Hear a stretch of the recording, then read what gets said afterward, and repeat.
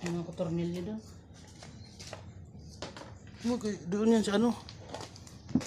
Hanap nga ako ng tornilyo kaya doon nga yan sa mga ano.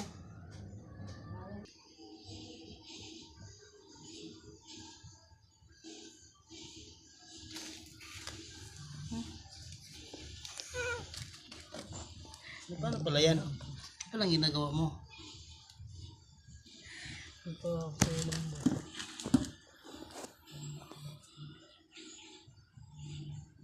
Kumapit, Brad. Magaya ng maliit na ano, tornilyo. Pwede nga. Ito ang ilalagay ko. Parang payong ang dulo niya. Kailangan ko ang alambre. DIY tayo mga idol. Si Mrs. ang gagawa ng ano, diskarte. Ayan siya oh. Hello. Yan. Pag umano na siya, meeting aso, alam nyo na. Mamaya akit na naman kami. Sa bubong didikitan namin yung mga butas-butas doon. Kasi tumutulo na eh.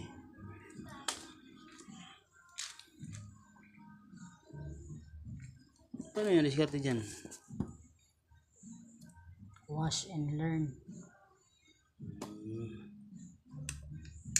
Ano? Saan ka nakakita ng magandang price? Ay, sabi mo bungi. Kala ko ito yung tinutukoy mo. Yung ginagamit ko ba dati? Maliit. Ah, sana? Ano lang madalas kong nagagamit dito eh. Hindi ko ngayon lang ako nakakita niyan eh.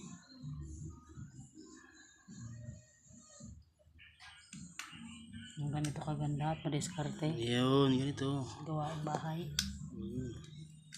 Totoo ba?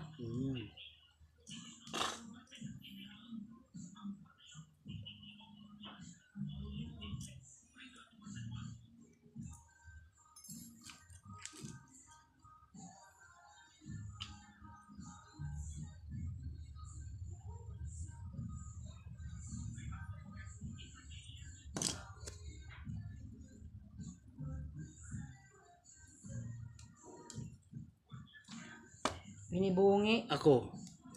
Ayaw ko lang.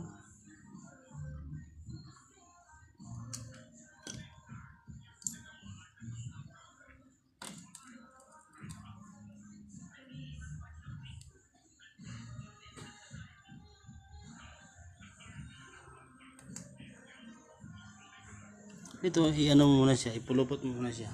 Ayaw, pumasok na. Okay lang. Pumasok na lagi. Asan na yung ano? Screw.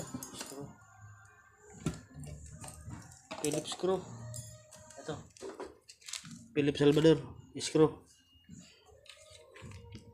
Ano kita yung pinagawa.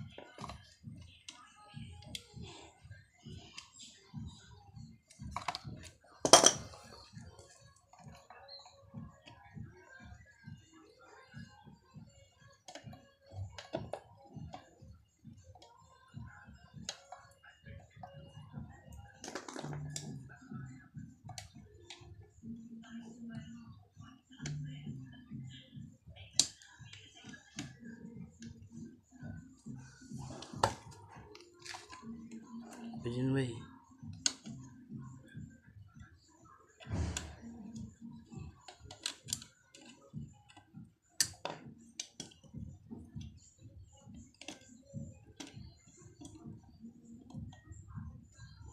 Pigeon way, naipit na eh. Ang galing to.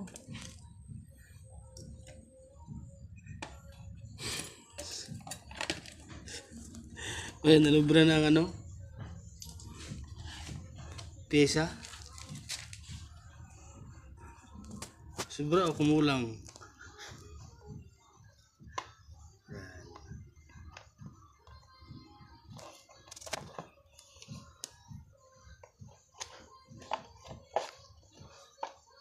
Ito yan. Ano yung tornilyo dito na maliit? Ito yata. Mahaba ang kailangan dito. Dito ko nilagay yun eh. Mahaba. Hindi yun mahaba. Ito lang yun. Maliit yun. Maiksi ito. Ano yun ang asawa ko?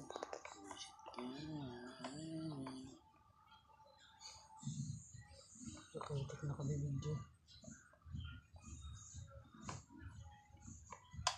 Yun lang bungi. Dili lagi na. Kani lagi oh. Ito nga yun eh. Maiksi lang yun eh. Ako ang nagtanggal niyan eh. Bakit ang taba? Eh, ang pumasok mapayat. Yan na nga yun. Kasi wala na dito eh.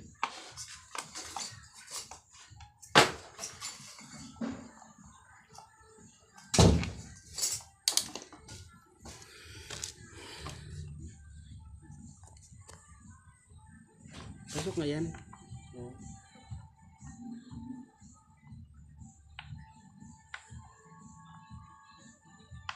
Ayaw. Kulangan siguro ng isa to doon.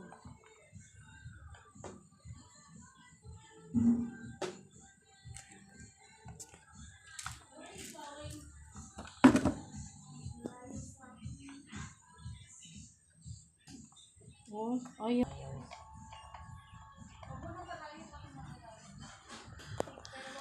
Kinakabit na mga idol.